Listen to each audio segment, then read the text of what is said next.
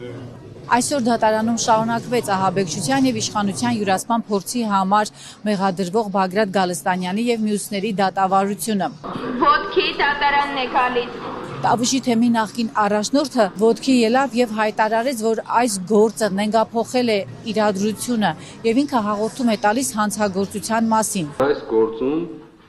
առնվազն գոյություն ունի նենգափոխում իրադրությունների, դեպքերի, խոսքերի։ Սա հստակ արձանագրված փաստ է։ Նա նկատի ունի այն, որ այս գործով քննչականը հրապարակել էր ամիսներ առաջ ձայնագրություններ, որտեղ նաև իր ձայնն է լսվում, իրավապահները պնդում են, որ դրանք եւս մեկ ապացույց են, որ նրանք ահաբեկչություն էին պլանավորում եւ իշխանության յուրացում էին պլանավորում, մինչդեռ մեղադրյալների կողմը պնդում է, որ այդ ձայնագրությունները մոնտաժված են, կեղծ են, իսկ ամիսներ հետո որևէ գործ, քրեական գործ սրա վերաբերյալ չի հարուցվել։ Այս հրապարակային արձանագրումներին բացարձակապես ոչ մի իրավական հետապնդում, հետաքրքրություն, լինի դա մեղադրողների կողմից, լինի դա իրավապահ համակարգի այլ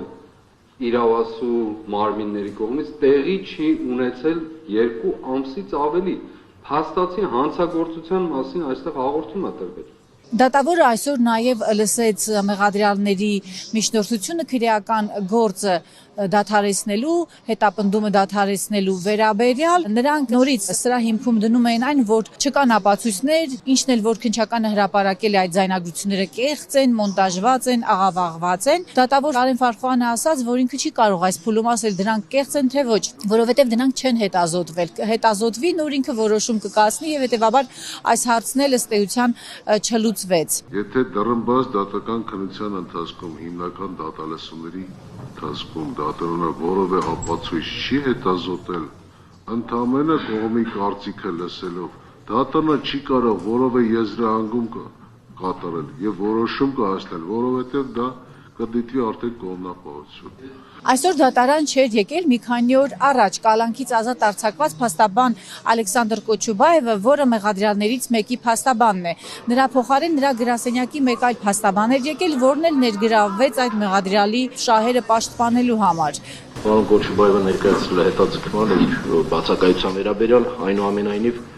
համաձայնություն մեկ, քանի որ մի գրասենյակից ենք, ես փոխարինեմ նրան, մինչև հաջորդ դատական նիստին ինքը կներկայանա։ Ես հիշեցնեմ, որ 2 շաբաթ առաջ հենց այս տարածքից մի քիչ այն կողմ էին Կոչուբաևին իջեցրել ավտոմեքենայից, գետին տապալել, ձերբակալել, ապա կալանավորել Facebook-յան գրառման համար, որտեղ նա վիրավորական արտահայտություններ է հնչեցնում իրավապահների, քննիչների, դատախազների հասցեին, քննադատելով հոգևորականների ձերբակալությունը։ Դատական նիստը կեսից ընդմիջվեց եւ անցավ դռնփակ ռեժիմի, քանի որ մեղադրյալներից մեկի քաղցկեղը հաղթահարած Աղվան Արշակյանի փաստաբանը պետք է ներկայացներ նրա առողջության վերաբերյալ մանրամասներ, դա գաղտնիք է, սարվում է նրա համար, որ դատավորը հասկանա փոխի Աղվան Արշակյանի տնային կալանքը, թե ոչ։ Այս գործով մեղադրյալները 18-ն են, անցած տարի վարչապետի հրաժարականի պահանջով փողոցային պայքարի ելած Տավուշի թեմի նախկին առաջնորդն ու նրա համախոհները մեղքը չեն ընդունում։ Պնդում են, սա քաղաքական հետապնդում է, որով իշխանությունները փորձում են իրենց վերագրել օրենքով արգելված այնպիսի գործողություններ, որոնք իրենք չեն կատարել։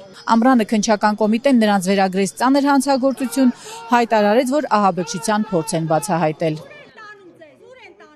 Ինչպես ձեր կադրերում տեսնում եք, դատարանի բակում են հավաքվել Գալստանյանի եւ մյուսների աջակիցները, այս անգամ նրանք նաեւ դատարանի բակ են բերել մեղադրյալների նկարներով պաստառներ։